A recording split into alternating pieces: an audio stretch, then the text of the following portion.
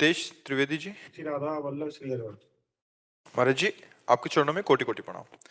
महाराज जी, एक प्रश्न मेरे मन में आता है, जब मेरे साथ मेरे अच्छे कर्मों और नाम जप के अतिरिक्त कुछ साथ जाना ही नहीं है तो मैं क्यों किसी की बेईमानी करूं, क्यों धन कमाऊं, क्यों भोग सामग्री एकत्रित करूं? परंतु जो बुरे कर्म मेरे पूर्व जन्म में और इस जन्म में मुझसे जाने अनजाने में हो गए हैं, उनकी समाप्ति किस प्रकार होगी जिससे मुझे भगवत प्राप्ति होगी? महाराज जी, मैं आपका शरणागत भी हूँ। हाँ, किसका प्रश्न है?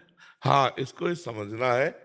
एक है गोदाम, जिसको कहते हैं संचित कर्म, जो विधाता के पास है, परमेष्टि पद ब्रह्मा, ब्रह्मलोक में एक हमारा गोदाम है, जो अनंत जन्म हमारे हो गए, उसके सब जमा, शुभ और अशुभ कर्म, जिसको शास्त्रीय भाषा में कहते हैं संचित कर्म।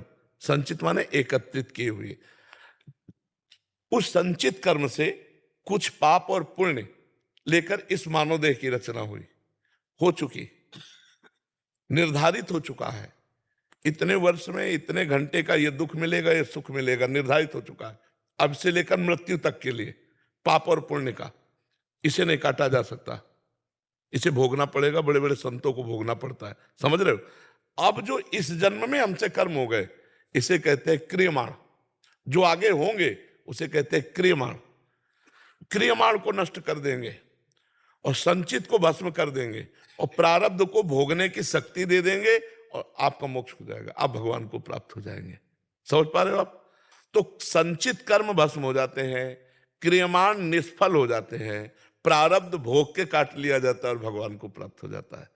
जो भगवान का भजन करता है उसका ऐसे होता है। महाराज जी, एक किसी का प्रश्न था, वो शरणागत हैं और शरणागति से पहले वृंदावन धाम में 5 महापाप होते हैं, उनमें से एक पाप बन गया, तो वो कह रहे थे कि ये प्रश्न अब उस पाप की गरुता और लघुता को समझना होगा। ऐसे हम कैसे कह दें? सामने प्रश्न करता हो और हमको इशारा दे कि वो किस कोटि का पाप था, मान लो किस कोटि का पाप था। आप अगर पराई माता बहनों से बेविचार किए, या शराब पिए, या मांस खाए, या जुआ खेले, या हिंसा किए, तो उन 5 महापापों में से कौन सा पाप किया? और किया तो किससे किया? पाप की लघुता और पाप की श्रेष्ठता को देखा जाता है कि कौन किस, तब उसका निर्णय किया जाता है, तब उसका उपाय बताया जाता है कि आप ऐसा कर लो, वो क्षमा कर देंगे। शायद स्त्री साधक थे, वो कह रहे किसी पुरुष उससे शरणागति से पहले ऐसा पाप बन गया था वृंदावन धाम में, अभी शरणागति होने के बाद तो ऐसा उन्हें।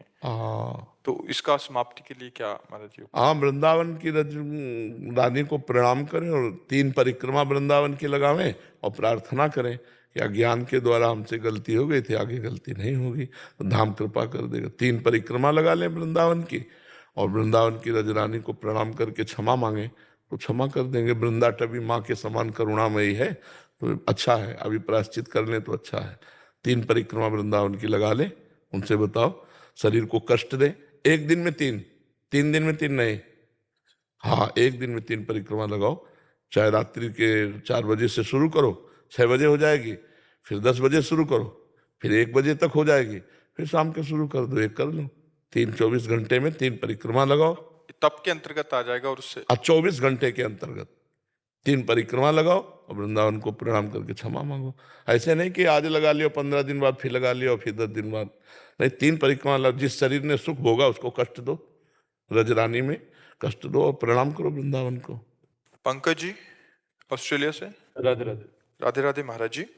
महाराज जी, मैंने ज्यादातर ग्रंथों का अध्ययन तो नहीं किया, पर जितना पढ़ा है और सुना है उसमें ज्यादातर गरीबी की अवस्था में जीवन जीने से भगवान मिले हैं। महाराज जी, मेरा प्रश्न है कि भगवान गरीबी की अवस्था का मतलब ये नहीं, क्या पढ़ा है?